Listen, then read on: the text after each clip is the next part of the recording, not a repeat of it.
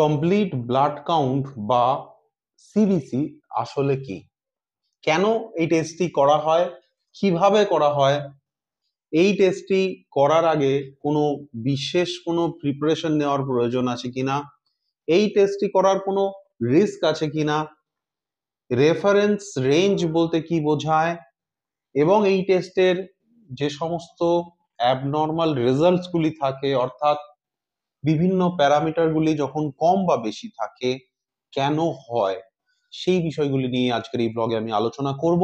Hello viewers, welcome to another blog. আমি doctor Joydeb, আর আমার ব্লগে আজকের টপিক হলো কমপ্লিট ব্লাড কাউন্ট বা সিবিসি।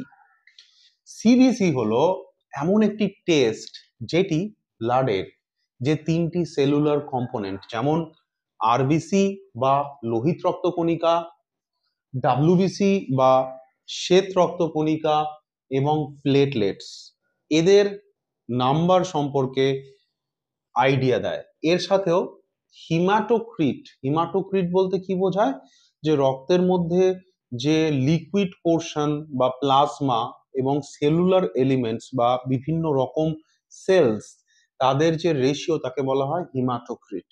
এই বিষয়ে একটি আইডিয়া পাওয়া যায়। তো এই টেস্টটি কেন আমাদের জন্য ইম্পর্টেন্ট?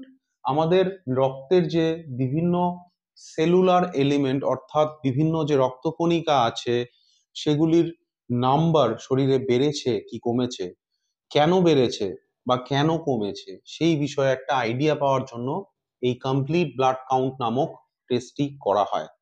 এবার আমরা দেখব যে এই টেস্টের কি কি ইন্ডিকেশন আছে, অর্থাৎ কখন ডক্টর এই টেস্টটি প্রেসক্রাইব করেন। প্রথম যে ইন্ডিকেশন সেটি হলো রুটিন চেক আপ। স্বাভাবিকভাবেই কেউ ধরুন ডক্টরের কাছে এসছেন একটা নর্মাল রুটিন চেক আপের জন্য, বা কারোর ক্ষেত্রে হয়তো ফিটনেসের জন্য এসছেন ডক্টরের কাছে চেক করতে, তো তখন ডক্টর এই টেস্টটি করেন এবং এই টেস্টটির মাধ্যমে ওভারঅল তার কন্ডিশন সম্পর্কে একটা আইডিয়া পাওয়া যায়। নেক্সট হচ্ছে ইনফেকশন থাকলে ডক্টররা এই টেস্টটি প্রেসক্রাইব করেন। কেন?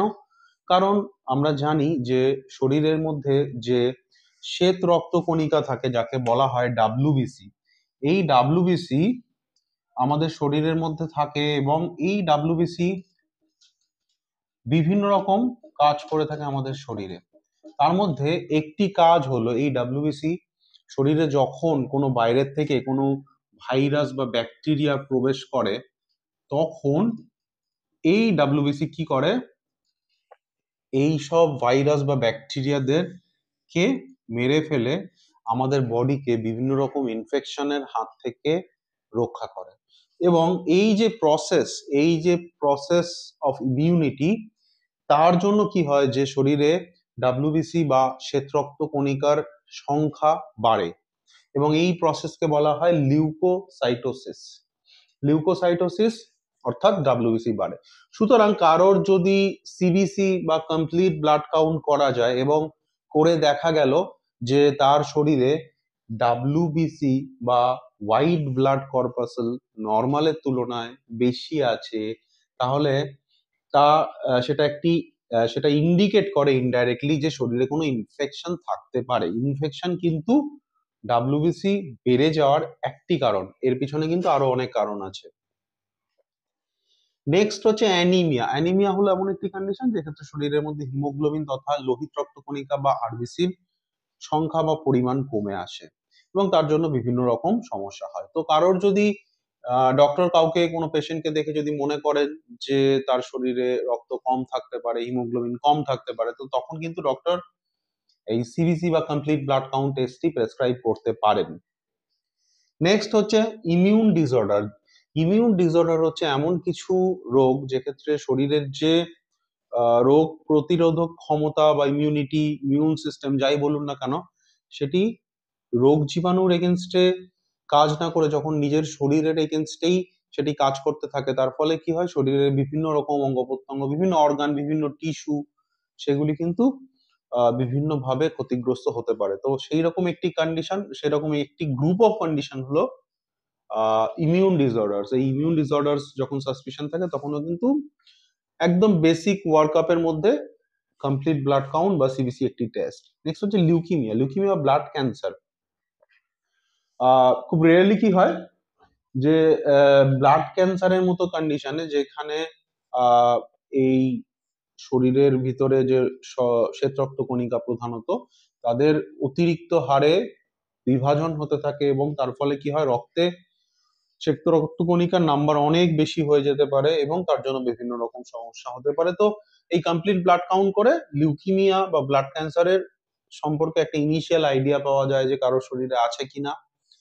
এবং এটার পরে কিন্তু যদি কারোর ক্ষেত্রে ব্লাড ক্যান্সার থাকে তার জন্য অন্যান্য অনেক টেস্ট আছে, সেগুলি করা হয়, কিন্তু একদম বেসিক একটি টেস্ট কিন্তু সিবিসি। এবার দেখবো যে কিভাবে এই টেস্টটি করা হয়। এই টেস্টটি করা হয়, এটি একটি ব্লাড টেস্ট। তার জন্য শরীর থেকে ব্লাড নেওয়া হয়, কিছুটা খুব সামান্য পরিমাণে ব্লাড নেওয়া হয়। কতটা ব্লাড? মোটামুটি ভাবে 2 থেকে 3 মিলিলিটার ব্লাড নেওয়া হয় একটি ছোট সিরিঞ্জের মাধ্যমে। ব্লাড সাধারণত কোথা থেকে নেওয়া হয়? হাতের সামনের অংশ, যাকে বলা হয় অ্যান্টি কিউবিটাল রিজিয়ন। এই রিজিয়নে যেহেতু খুব প্রমিনেন্ট ভেন থাকে, তো এখান থেকে ব্লাড কালেক্ট করা অনেক সহজ হয়। তো এই টেস্টের জন্য ব্লাড নেওয়া হয় খুব সামান্য, 2 থেকে 3 মিলিলিটার ব্লাড নেওয়া হয় এবং নেওয়ার সময় নিডল প্রিক করার জন্য সামান্য পেন হয়। এবং এই যে প্রসেসটা টোটাল যে টাইম লাগে সেটা মোটামুটি ভাবে 5 মিনিটের কম। এই টেস্টটি করার আগে কোনো বিশেষ কোনো প্রিপারেশন নেওয়ার কি কোনো প্রয়োজন আছে? অর্থাৎ আপনাকে কি ফাস্টিং থাকতে হতে পারে?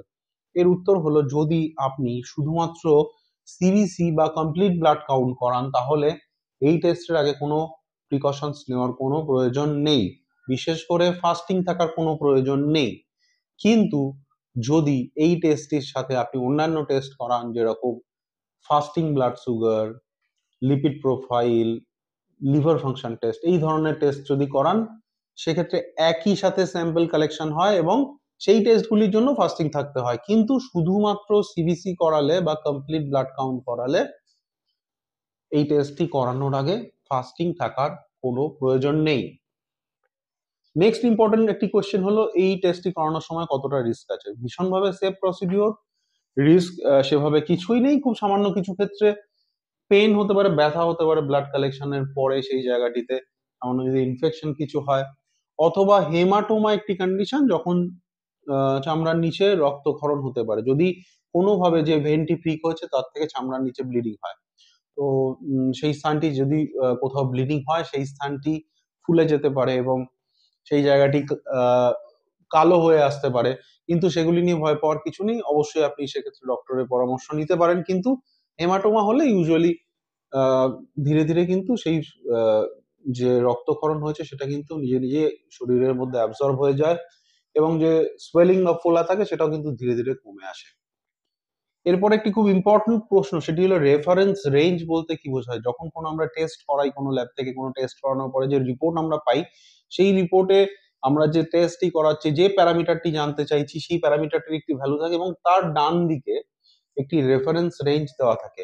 মানে একটা রেঞ্জ দেওয়া থাকে, যে একটা ভ্যালুর রেঞ্জ। মানে ধরুন যে আপনি হয়তো হিমোগ্লোবিন মেজার করবেন, তো আপনার হয়তো হিমোগ্লোবিনের রেজাল্ট এলো 11.5, আর আপনি সেখানে হয়তো রেঞ্জ দেখছেন যে 13 to 15.5, তাহলে 13 to 15.5 হলো রেফারেন্স রেঞ্জ।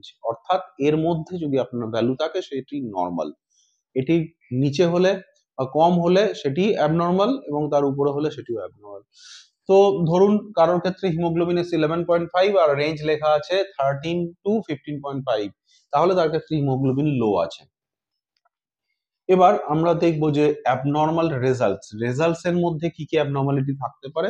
প্রথম একটি প্যারামিটার হিমোগ্লোবিন। হিমোগ্লোবিন কম থাকতে পারে, নর্মাল থাকতে পারে, বেশি থাকতে পারে। কম কখন থাকে? যখন অ্যানিমিয়া থাকে। অ্যানিমিয়ার পিছনে বিভিন্ন রকম কারণ থাকে, খুব কমন একটি কারণ হলো আয়রনের ডেফিসিয়েন্সি, শরীরে আয়রনের অভাব।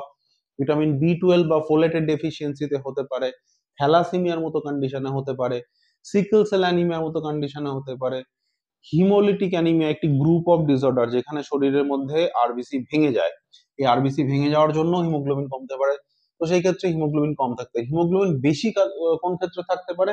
যারা পাহাড়ে থাকেন, অনেক বেশি উচ্চতায় থাকেন, বসবাস করেন, তাদের যেহেতু অ্যাটমসফিয়ারে সেই লেভেলে অক্সিজেনের প্রেসার কম থাকে, তার জন্য শরীরের যে নর্মাল কম্পেনসেটরি মেকানিজম, তার ফলে শরীরে তাদের ক্ষেত্রে হিমোগ্লোবিন নর্মালের তুলনায় বেশি থাকতে পারে। যারা স্মোকার হন তাদের ক্ষেত্রে হিমোগ্লোবিন নর্মালের তুলনায় বেশি থাকতে পারে। কিছু টিউমারের ক্ষেত্রে টিউমার থেকে এমন কিছু কেমিক্যাল খরিত হয়, তার ফলে কিন্তু হিমোগ্লোবিন বেড়ে থাকতে পারে, যার মধ্যে কিডনি টিউমার একটি কন্ডিশন হতে পারে। অথবা রক্তের যে লোহিত রক্তকণিকা সেটি রিলেটেড একটি লিউকিমিয়া বা ক্যান্সার আছে, যাকে বলা হয় পলিসাইথেমিয়া বেরা, এই রোগটির ক্ষেত্রেও কিন্তু হিমোগ্লোবিন বেড়ে থাকতে পারে।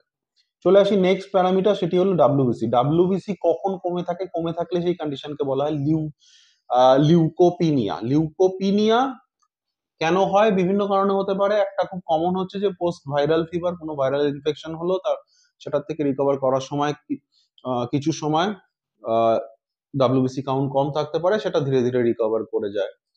কোনো মেডিসিন বা কোনো ড্রাগ নেওয়ার ফলে তার জন্যও কমতে পারে।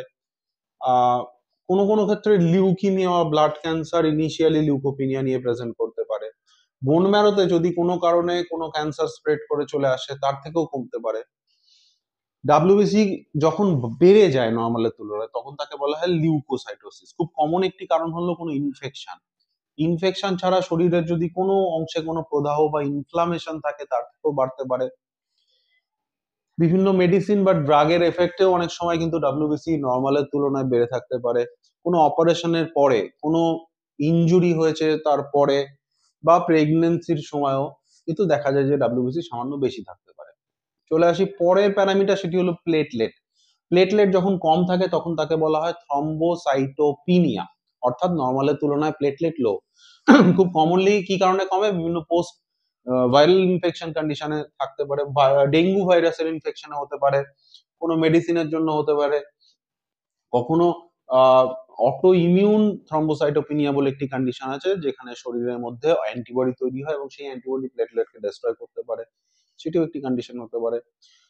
যখন প্লেটলেট নর্মালের তুলনায় বেশি থাকে তখন তাকে বলা হয় থ্রম্বোসাইটোসিস। থ্রম্বোসাইটোসিস কখন হতে পারে? কোনো হেমারেজ বা ব্লিডিং হওয়ার পরে শরীরের মধ্যে প্লেটলেট সাময়িকভাবে বেড়ে থাকতে পারে, অথবা কোনো ম্যালিগনেন্সির সেকেন্ডারি চেঞ্জ হিসাবে প্লেটলেট নর্মালের তুলনায় বেশি হয়ে যেতে পারে, বা কিছু প্রাইমারি ম্যালিগনেন্সি আছে বোন ম্যারোর, যার থেকে কিন্তু প্লেটলেট নর্মালের তুলনায় অনেক বেশি বেড়ে যেতে পারে। কিছু মেডিসিনস আছে, সেগুলি নিলেও কিন্তু প্লেটলেট বাড়তে পারে। তো আজকের ব্লগে আমরা জানলাম কমপ্লিট ব্লাড কাউন্ট এই বিষয়ে। আমাদের চ্যানেলের বিভিন্ন বন্ধুরা বিভিন্ন সময় অনেকবার আমাকে বলেছেন যে একটি কমপ্লিট ব্লাড কাউন্টের বিষয়ে একটি কমপ্লিট ভিডিও বানাতে। আশা করি আপনাদের এই বিষয়ক যা প্রশ্ন আছে তার আনসার করতে পারলাম। এরপরেও যদি কোনো প্রশ্ন থাকে অবশ্যই সেটি কমেন্ট করে জানাবেন, আমি পরবর্তী কোনো ব্লগে চেষ্টা করব সেই বিষয়ে আলোচনা করার। ভিডিওটি কেমন লাগলো অবশ্যই একটি কমেন্ট করে জানান। চ্যানেলে যদি নতুন হন চ্যানেলটি সাবস্ক্রাইব করতে পারেন এরকমই বিভিন্ন স্বাস্থ্য বিষয়ক ভিডিও দেখার জন্য। Till then, take care and stay fit, be healthy. Thank you.